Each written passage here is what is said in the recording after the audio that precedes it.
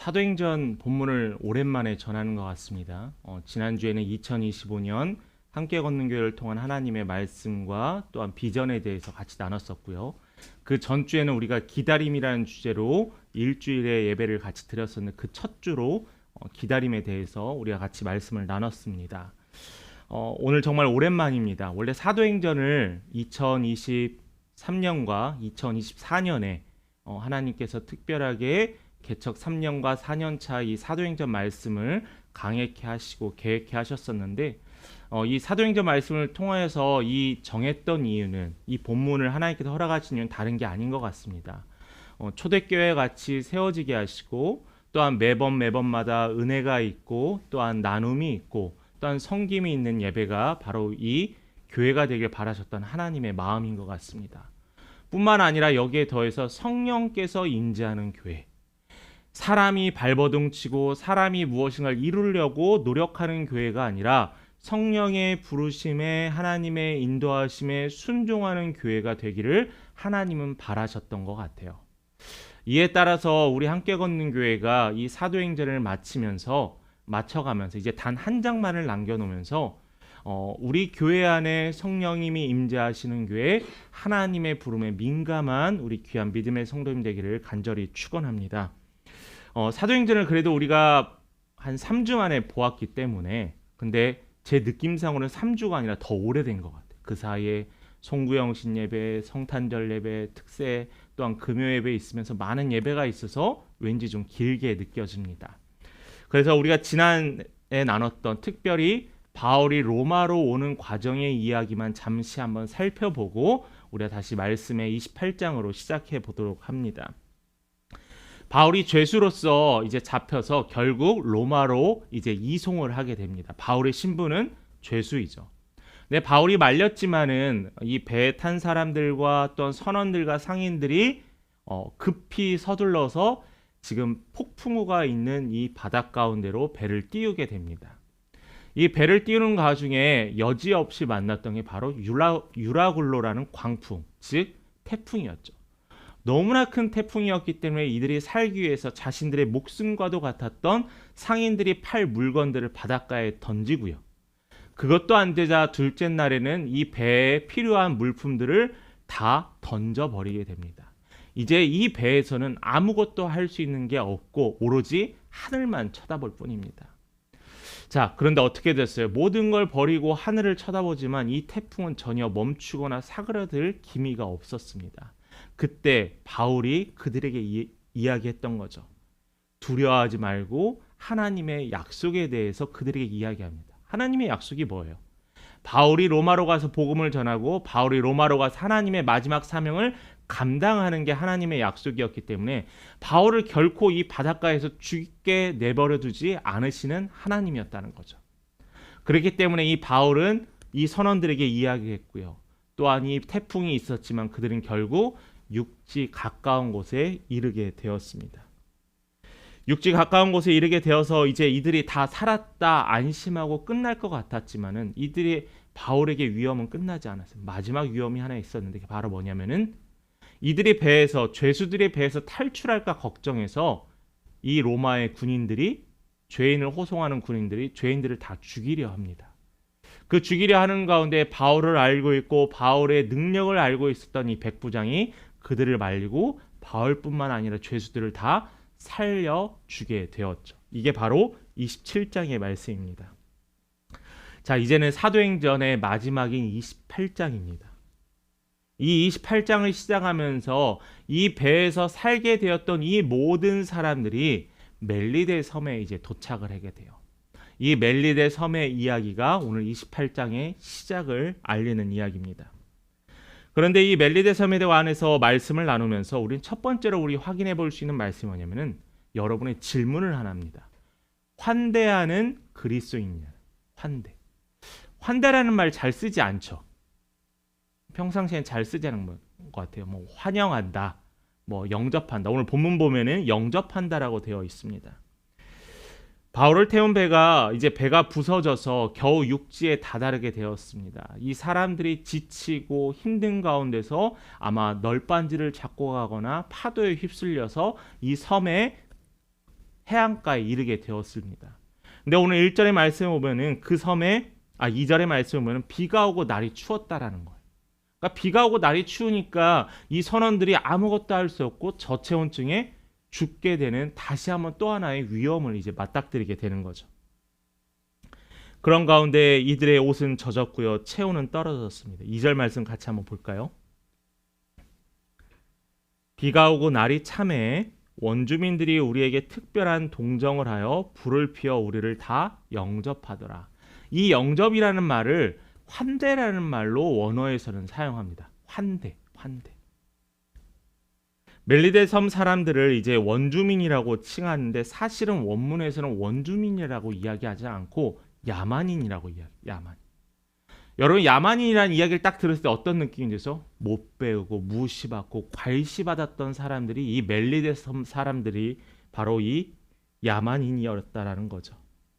근데 이 사람들은 자신들이 세상 사람들이 자신을 무엇이라고 이야기하든 자신들을 뭐라고 이야기하든 이들은 이 위험에 빠진 자들을 위해서 도와줍니다. 아주 적극적으로 도와줘요.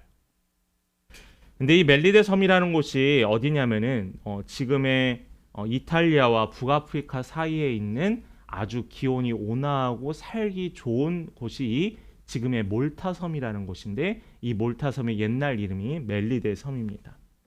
근데 이 멜리데 섬 사람들이 무시받고 괄시받았지만 이 사람들은 이 배가 난파되어 해안가에 떠올려 온 사람들을 환대하고 그들을 도와줘요. 아주 적극적으로. 2절의 말씀을 봤더니 바로 불을 피우고 영접했다라고 했습니다. 이게 바로 환대의 정신이에요. 저 사람들이 나를 어떻게 차별하고 저 사람들이 나를 어떻게 무시할지라도 내가 해야 되고 그 사람들을 돕기 위해서 나는 그들을 위해서 환대하고 돕는다라는 말씀의 의미가 바로 이들의 행동이었다는 거죠. 성경에도 이 환대에 대해서 이야기하고 있습니다. 로마서 12장 13절 같이 한번 읽어보겠습니다. 로마서 12장 13절입니다. 읽겠습니다. 시작. 성도들의 쓸 것을 공급하며 자, 손 대접하는 게 뭐냐면은 환대라는 거예요. 환대가 뭐냐면은 사람을 잘 도우라는 말이죠. 그런데 여러분들은 이미 환대를 경험한 사람들이에요. 누구한테요? 하나님께. 그리스도인들의 모든 그리스도인들은 하나님의 은혜를 입은 자입니다. 근데 하나님의 은혜를 입었다는 것은 내가 무엇을 잘해서 내가 하나님에 대해서 뭘 많이 알아서 내가 세상에 특별한 지위와 명예가 있어서 하나님의 이 은혜를 입은 게 아니에요. 그냥 하나님이 사랑하시기 때문에 우리에게 환대하시고 우리를 도우셨다는 게 바로 그 말씀이라는 겁니다. 그래서 우리는 아무 조건이나 자격 없이 전적인 하나님의 은혜를 통하여 우리는 구원을 얻게 되었습니다. 그래서 우리는 이미 환대받은 자라는 거죠. 그런데 우리가 여기서 나는 환대받았어, 나는 공짜로 얻었으니까 나는 행복해, 좋다 해서 멈추는 것이 아니라 우리가 해야 될 것은 뭐냐면은 우리 또한 누군가를 환대해 줘야 한다는 것. 조건이 있습니다. 아무 조건이 없이. 아무 조건 없이 그들을 환대해서 내가 이미 먼저 경험한 그 구원의 은혜에 그들과 함께 살아가는 겁니다. 맞습니다. 예수님 우리 사회와 특별히 나가서 우리 교회를 향해서 환대의 자세를 가지라라고 이야기하고 있어요. 그냥 환대가 그냥 단순히 우리 집에 온 손님 음식을 해주고 잘 곳을 잘 보살펴주고 그게 환대가 아니에요. 환대는 확대되어야 돼요. 제가 예전에 학원에서 지금은 그런 일이 많이 없을 거라 생각합니다. 백인 영어 선생님과 원어민 선생님과 흑인 원어민 선생님과 또 이 히스패닉계 원어 선생님이 있는데 가격이 다르다는 거예요. 급여가. 왜 그런지 아세요? 학부모들이 백인 원어 선생님을 더 원한다는 거죠. 우리 안에도 이런 게 많이 내재되어 있다는 거. 인종이나 성별, 정체성에 대해 구별하지 않아야 합니다. 20대, 30대 저는 되게 마음이 아픕니다. 왜냐하면 너무나 성별로 인해서 서로 이 골이 너무나 깊어졌다라는 거죠. 우리 사회가 너무나 갈라져요. 어떤 구성을 받아들이는데 조건이 붙습니다. 머리로 아는 것과 말씀대로 행하는 것이 달라요. 그런데 우리 예수님께서 우리에게 뭘 요구하시면 행함을 요구하시는 거예요. 너가 이가 손대접하기를 힘쓰라는 로마서 12장 13절의 말씀이 너희가 행하라는 거예요. 말씀이 살아 숨쉬기 위해서는 이게 행해야지 말씀이 움직이는 역사거든요. 그런데 우리의 모습은 어떤가요? 텃세라고 들어보셨죠? 가끔 뉴스나 기사들에 보면은 한 젊은 부부가 귀농을 하는데 그 귀농하는데 그 마을 사람들이 뭐 발전기금도 내라 뭐도 해라 하면서 텃세를 부린다라는 거예요. 근데 이 기사를 보면서 이 기사가 특별한 그 사람들만의 이야기고 농촌과 어촌의 이야기일까요? 아니에요. 우리도 이미 누군가에게 나의 의지와는 상관없이 텃세를 부린 적도 있고요. 부끄럽지만 나도 누군가를 배척했던 적도 있습니다. 또 여러분들도 모르게 누군가로부터 왠지 따돌림을 당한 적도 있었을 거예요. 그 텃세의 장소는 직장이나 이사할 때나 놀랍게도 우리 교회 안에서도 부끄럽게 존재한다는 거죠. 제가 여러분들에게 우리 교회의 중요한 하나님의 그 비전에 대해서 공동체와 우리라는 단어를 많이 사용합니다. 우리 가족, 우리 교회, 우리 친구 너무나 중요하죠. 하나 되는 공동체성을 갖고 거기에 소속감을 가지려면 중요하죠. 근데 너무나 소속감을 가진 나머지 다른 사람들을 어떻게 하냐면 배척을 해요. 받아들이지 못한다라는 거죠. 이것은 분명한 올바른 모습은 아닙니다. 우리의 모델이 되셨던 예수 그리스도께서 우리에게 정말 좋은 공동체의 모델을 보여주셨는데 그 예가 있습니다. 그 예가 어디냐면 바로 예수님께서 제자를 택하셨을 때요. 예수님께서는 제자를 택하실 때 배운 사람을 택하시거나 잘생긴 사람을 택하시거나 부유한 자들을 먼저 택하신 게 아니에요. 예수님께서는 당신이 원하는 그 사람을 택했습니다.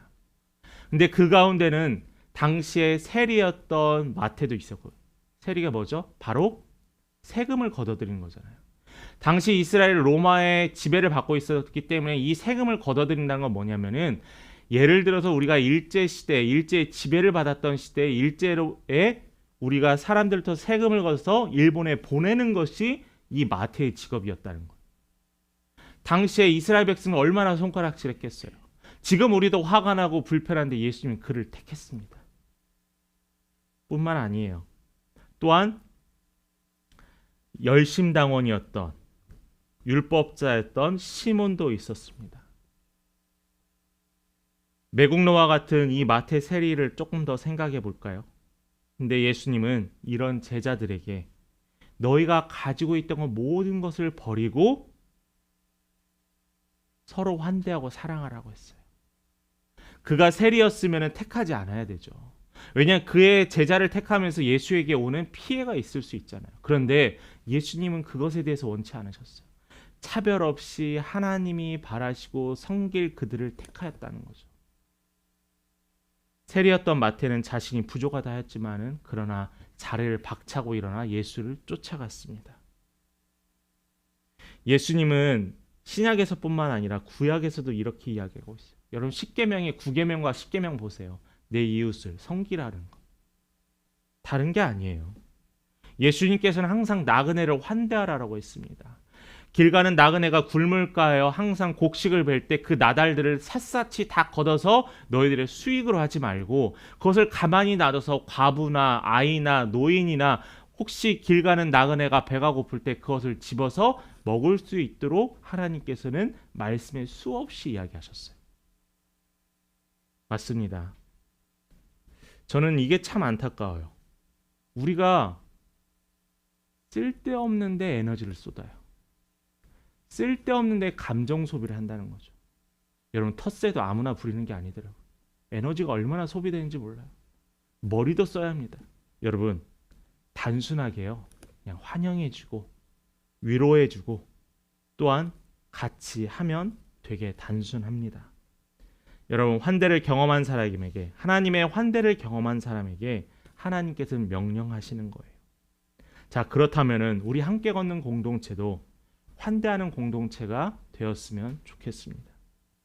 단임 목회자로 함께 걷는 교회를 이곳에 교회로 첫 발을 내디디면서 주었던 하나님의 가치가 바로 이 환대이고 하나됨인데, 우리가 만약 이 사명을 감당하지 못하고 우리가 더 틀어진다면 하나님께서 얼마나 슬퍼하시겠어요? 하나님께서 얼마나 안타까우시겠어요? 너에게는 분명한 목적을 내가 줬는데 그 목적을 잃어버리면 하나님이 얼마나 안타까우시겠습니까? 여러분, 환대합시다. 하나님께서는 우리의 환대를 기억하시고 또한 하나님이 우리를 환대했던 것을 기억하며 사는 우리 성도님 되시길 바랍니다. 두 번째로 우리 함께 나눌 것은 판단에 관한 문제예요. 판단이요. 그런데 일이 하나 생깁니다. 3절 말씀 볼까요?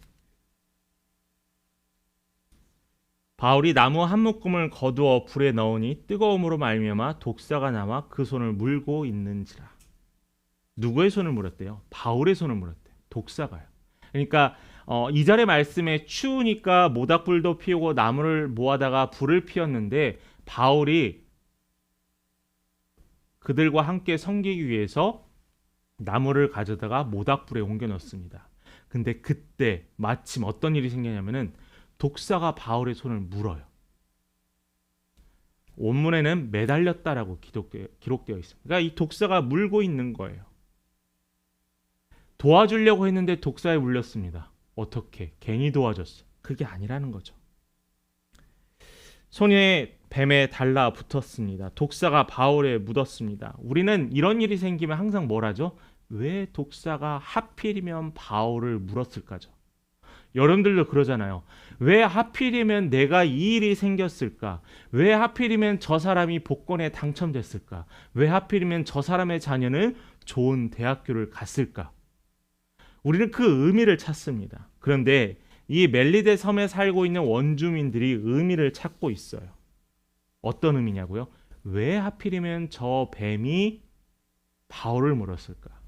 근데 그들이 배가 난파되어 떠밀려왔던 이 사람들을 보면서 그 안에 죄수가 있었다는 이야기를 듣습니다. 그 죄수 중에 방금 뱀에 물린 바울이 죄수였다는 걸 알게 되죠. 그렇다면은 이 인과응보라는 사실을 믿고 살았던 이 원주민들은 당연히 저 바울이 죄를 졌기 때문에 저 뱀이 저 사람을 물은 거야. 저 사람은 당연히 받아야 될 벌이야라고 생각하는 겁니다. 여러분, 모든 결과에는 원인이 있죠? 모든 결과에는 원인이 있습니다. 그가 죄인이기 때문에 여러분은 혹시 그렇다면 처벌받았다라고 생각하십니까? 우리가 아는 바울은 그러지 않잖아요. 그런데 당시 사람들은요, 이 원주민뿐만 아니라 유대교를 믿는 사람뿐만 아니라 다른 종교를 믿는 사람들의 모든 생각의 중심에는 뭐냐면 인과응보예요. 내가 나쁜 일이 생기면 신이 나를 벌했는데 그 신이 내가 잘못했기 때문이라는 거예요. 내가 제사를 지내는데 정성껏 드리지 않았기 때문에 나에게 벌을 내린다라는 거예요. 항상 그 사람들은 그게 먼저였습니다. 성경에도 기록되어 있어요. 갈라디아서 6장 7절의 말씀입니다. 함께 같이 읽어봅니다. 시작.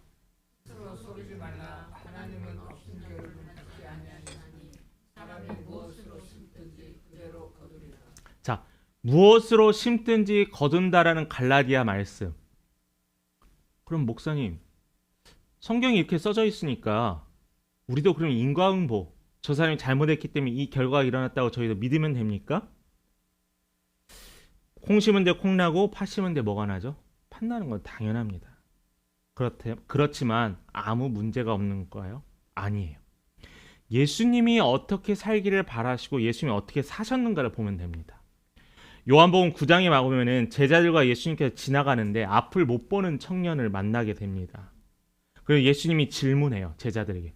이 사람이 눈이 못 보이는 게 이 사람의 죄 때문이냐? 이 사람의 부모의 죄 때문이냐라고 물어봅니다. 그때 예수님은 제자들의 이 질문에 대해서 요한복음 9장 3절로 답변을 합니다. 우리 함께 같이 읽어보겠습니다. 함께 읽습니다. 시작. 예수께서 대답하시되 이 사람이나 그 부모의 죄로 인한 것이 아니라 그에게서 하나님이 하시는 일을 나타내고자 하시다. 하나님이 하시는 일을 나타내고자 함이라. 아멘입니다. 제가 설교를 얼마 전에 했었던 이 설교도 바로 이거였다라는 거죠. 부모의 죄 때문에도 그 사람의 죄 때문에도 아니라 지금 이 안 못 보는 사람은 다른 죄 때문에 죄인이 될 수도 있지만 이 죄인만큼은 하나님의 영광을 위해서라는 거예요. 38년간 베데스다 연못가에서 앉아있던 그 안진뱅이는 예수를 통하여서 일어나게 되는데 그 사람은 하나님의 영광을 위해서 38년간 누워 있었다라는 거죠. 자, 저는 여기에서 내가 병들고 내가 억울하다 이야기를 하는 게 아닙니다. 우리의 삶은 하나님의 주권 아래 있다는 거예요. 주권이요. 사람들은 신이 없다라고도 합니다. 저는 사람들이 신이 없다라는 그 말의 근거는 하나님을 알지 못하기 때문이라는 먼저 첫 번째 질문이 듭니다. 물론 이해하기 힘들죠. 목사님, 그러면 바울이 뱀에 물린 것이 하나님의 주권이라고요? 저는 하나님의 주권이란 뱀에 안 물리겠습니다 라고 이야기하실 분도 있습니다. 그런데 우리의 믿음은 뭐냐면요, 하나님이 내가 뱀에 물리든 물리지 않든 하나님은 나를 향한 분명한 계획이 있으시고 이 계획을 통해서 이루신다라는 게 바로 하나님의 주권이에요. 그걸 믿는 게 믿음이에요. 그래서 내 눈에 보이고 내가 겪는 모든 어려움들로 인하여 내 믿음이 흔들리지 않는 거예요. 때론 내가 신앙생활을 잘못하고 하나님께 섬기지 못하여서 나에게 좋지 않은 벌이 내릴 수 있습니다. 하나님께서 기도하라고 나에게 기회를 준 걸 수도 있습니다. 그런데 여러분, 하나님의 영광을 위해서도 가능하다라는 거예요. 저는 여기서 여러분에게 이야기하고 싶은 게 있습니다. 바울이 죄인이어서 뱀에 물렸다라는 사람이 6절의 말씀에 보면은 바울을 뭐라고 하냐면 바울을 갑자기 신이라고 해요. 이 원주민들이 이 바울이 뱀에 물려서 언제 죽을까 보고 있는데 바울이 죽지 않는 거예요. 독사에 물리면 당연히 죽어야 하는데 이 바울이 죽지 않는 거예요. 그러면서 이 사람들이 이상하죠. 혹시 저 바울이 신이 아닐까? 신이기 때문에 죽지 않는 것이 아닐까 하면서 이 바울이 신이다라고 원주민들은 이야기를 하는 겁니다. 이와 비슷한 일이 하나 있었죠. 사도행전 14장에 보면 루스드라에 태어나면서 발을 못 쓰던 사람이 있었습니다. 근데 이 사도 바울이 이 사람을 일으켜 세워요. 그때 뭐냐고, 이 루스드라에서 바나바를 제우스 신이라고 했고 바울을 헤르메스 신이라고 하면서 제물을 가져다 제사를 지내고 엎드려 예배를 드리려고 했습니다. 제사를 지내려고 했습니다. 이 사도행전 14장과 사도행전 28장의 공통점이 있습니다. 이 전에는 바울이 죄인이고 악한 자라고 해서 이 바울을 죽이려 했습니다. 근데 이들이 놀라운 기적을 보니까 바울이 신이다라고 해요. 제가 여러분에게 하고 싶은 것은 섣부른 판단이라는 섣부른 판단. 첫인상 많이 보시죠? 사람을 소개받을 때나 뭐 첫 담임 선생을 보거나 첫 일하는 직원을 보거나 또 뭐 소개팅을 하거나 선을 볼 때 그 사람의 배우자의 아니 그 사람의 첫인상을 봅니다. 첫인상을 보면 그 사람이 대충 어떤 사람일까 우리는 생각이 듭니다. 근데 생각이 들 수는 있지만 그걸로 확정은 지을 수 없다라는 거예요. 방금 전까지 살인자라고 하고 방금 전까지 죄인이라고 했던 이 사람들이 불과 얼마 지나지 않아 그가 신이다라고 얘기하는 거 얼마나 섣부른 판단이고 얼마나 큰 실수예요. 가볍다라는 거예요. 이 섣부른 판단은 실수와 후회만 남는 것을 우리는 너무나 자주 봅니다. 누구나 각자 생각이 있을 수 있죠. 그런데 여러분이 간절히 구하는 것은 모든 것을 다 알 때까지 모든 것을 다 알지 못하더라도 그 판단의 시간을 뒤로 늦추셨으면 좋겠어요. 그 판단을 유보했으면 좋겠습니다. 나의 얇은 지식, 나의 짧은 소견으로 누군가를 판단하고 정죄하는 것은 실수가 일어날 가능성이 너무나 많다라는 거예요. 다른 사람의 이야기도 들어야 되고요. 빠른 결정이 꼭 정답이 아니라는 사실 여러분 기억하셨으면 좋겠습니다. 상대방에게 해가 될 수 있고요. 저는 이 섣부른 판단이 꼭 어떻게 되는지 아세요? 나에게 화살로 돌아와요. 내가 잘못된 판단으로 인해서 내가 실수를 하게 돼요. 내가 사과를 하는 현상이 생기게 된다는 거죠. 그러기에 우리는 겸손할 수밖에 없습니다. 빠른 판단과 섣부른 판단이 아니라 늦더라도 정확한 판단이 우리에게 요구되어지는 성도의 삶이라는 거죠. 여러분이 시간이 있습니다. 여러분 여유를 가지세요. 시간과 여유를 가지면서 그때 뭐 하시냐면 기도하세요. 참 사람 쓰는 게 어렵습니다. 여러분 사업체를 하시거나 또한 직장에서도 이제 직장 후임이 들어왔을 때 여러분 사람이 참 쓰는 게 어렵잖아요. 왜냐하면 그 사람이 다 제만 같지 않습니다. 물론 이제 후임들도 상사에 대해서 불만이 가질 수 있고요. 다 제만 같지 않아요. 저는 여유를 좀 줬으면 좋겠어요. 시간을 좀 줬으면 좋겠어요. 군대 가요. 지금은 1년 6개월 하죠. 저는 아직 군대 안 간 분들한테는 되게 죄송할 수도 있는데 2년 2개월이 딱 좋은 것 같아요. 제가 2년 2개월 갔다 왔거든요. 2개월은 훈련받고 1년은 배우고 1년은 그대로 가르쳐주고 그게 참 좋은 것 같아요. 여러분 1년이라는 시간을 군생활 동안 배웁니다. 1년 2개월이라는 시간 저는. 그런데도 완벽하지 못하고 때로는 실수도 합니다. 우리는 실수할 수 있기 때문에 섣부른 판단과 너무 급한 판단 대신 기다려주고 보듬어주고 또한 격려해주는 여러분이 되었으면 좋겠어요. 그게 그리스도인이지 않을까 생각을 합니다. 우리 마지막으로 나눌 것은 복음은 계속 전해진다라는 거예요. 이 섬에서 가장 유력했던 지주였던 우리 7, 8절 말씀에 화면에 나와 있지 않습니다. 7, 8절 말씀에 보블리오라는 사람이 등장을 하게 됩니다. 이 사람은 바울 일행을 자신의 집에 머물게 하면서 친절을 베풀었어요. 근데 이 보블리오 집에 갔는데 바울이 이 집에 거하면서 보니까 이 집에 아픈 환자가 있는 거예요. 이 보블리오의 아빠였죠. 부친이었죠. 열병과 이질에 걸려서 아파서 누워 있는 것을 보면서 이 부친을 향해서 기도하고 그를 치유해야겠다는 바울의 마음이 들게 됩니다. 그러면서 하나님께 기도하죠. 기도하며 그를 안수해 주었습니다. 근데 어떻게 됐을까요? 그의 병이 나았어요. 자, 이 멜리데 섬에서 놀라운 일이 두 가지가 있잖아요. 독사에 물려도 죽지 않았던 이 바울이 오랫동안 병으로 고통받았던 이 보블리오의 부친을 기도하고 안수했더니 병이 다 낫게 되었어요. 이 소식을 들었던 이 섬 주민들이 어떻게 했겠어요? 몰려들었겠죠. 궁금한 사람도 있을 테고 구경하고 싶은 사람도 있을 테고 확인하러 온 사람도 있을 테고 이 중에서 또 많은 이들은 나의 오랜 병도 치료해 달라고 바울에게 찾아왔을 겁니다. 이들은 그 전에 예수에 대한 소식을 또한 그리스도인이 누구인지를 잘 몰랐습니다. 이 섬에 예수가 누구인지 알리게 되었다라는 거예요. 여러분 이 섬에서 있었던 일이 이미 예측된 일이에요. 우리 사도행전 27장 25절과 26절 같이 한번 읽어보겠습니다. 읽겠습니다. 시작. 같이 읽겠습니다. 시작. 그러므로 여러분이여 안심하라. 나는 내게 말씀하신 그대로 되리라고 하나님을 믿노라. 그런즉 우리가 반드시 한 섬에 걸리리라 하더라.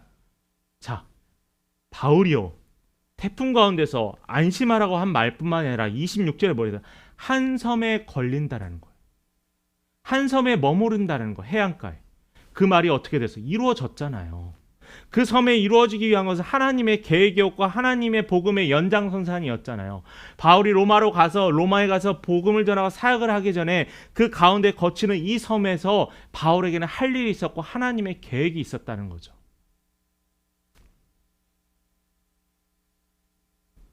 그곳에서 일어날 일이 무엇인지 이미 알았습니다. 자, 그렇다면 한번 정리해보죠.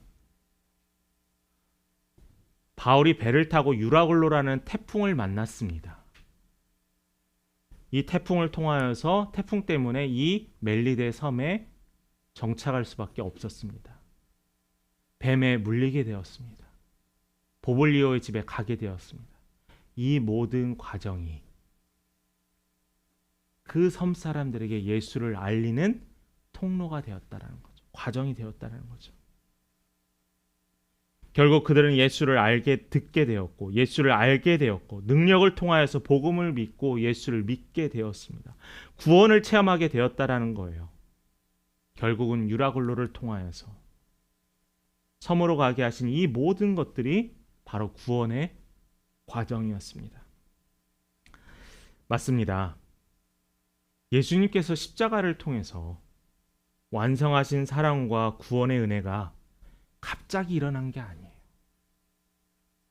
계획이 있었고 철저하게 준비되었다라는 거죠. 그리고 그 완성시키시는 분 또한 여호와 하나님이시라는 겁니다. 돌아보니 다 하나님이 하셨다라는 것 저만의 고백이지 않지 않습니까? 여러분이 생각지도 않은 길을 열어주시는 그 하나님, 여러분이 기대하거나 생각했던 게 아니지 않습니까? 이 기대하지 않고 이 복음에 전해지는 게 바로 바울을 통해서 완성되었어요. 즉, 바울이 은혜의 통로가 되었다는 거죠. 바울은 다메섹에서 하나님의 은혜를 체험하였고 그가 이동하는 곳마다 예수를 전했습니다. 하나님의 은혜는 이 바울을 통해서 한 곳에 머무르지 않고 계속 바울을 통해서 사람들에게 전하여지고 이 사람들을 통하여서 이 은혜와 축복이 흘러 들어가기 시작했어요. 여러분, 우리도 마찬가지예요. 우리도 하나님의 은혜를 이미 경험했습니다. 하나님의 환대를 체험했어요. 그렇다면 우리에게 요구하는 것은 흘려 보내야 한다는 거죠. 세상의 것은 흘려보내면은 내가 점점 고갈돼서 내가 갖고 있는 게 없지만은 하나님의 은혜를 흘려보내는 자에게는 채워지는 은혜가 있습니다. 채워질 뿐만 아니라 더 크게 넓혀지는 은혜가 있습니다. 더 많은 것을 체험할 수 있는 하나님의 축복이 있습니다. 그렇다면 여러분, 바울처럼 흘려보내시길 바라요. 하나님의 은혜는 흘려보낼수록 더 공급됩니다. 여러분, 빠른 판단 참고 기다리고요. 빠른 판단 대신 참고 기다리고요. 그 참고 기다리는 게 가정이 되셨으면 좋겠습니다. 여러분의 직장에서 기다리는 여러분 됐으면 좋겠어요. 그러므로 말미암아 하나님의 은혜를 여러분을 통하여 흘려보냈으면 좋겠습니다. 어두운 세상 가운데 빛이 되듯이 여러분들의 삶의 곳곳이 이번 한 주는 특별히 빛이 되셨으면 좋겠습니다. 그래서 내가 한번 화낼 걸 한 번 더 참고 내가 급하게 결정해야 하고 그 사람에 대해서 대할 것을 한번 잠깐 시간을 둬서 생각하면서 결정하셨으면 좋겠습니다. 여러분, 이 진리를 이번 한 주간 여러분의 삶을 통하여서 증거되길 원합니다. 이 진리를 믿고 이 땅에서 은혜의 통로가 되시는 우리 귀한 함께 걷는 교회, 또한 우리 귀한 이 시간에 말씀을 통하여 도전받는 우리 믿음의 성도 되길 간절히 축원합니다.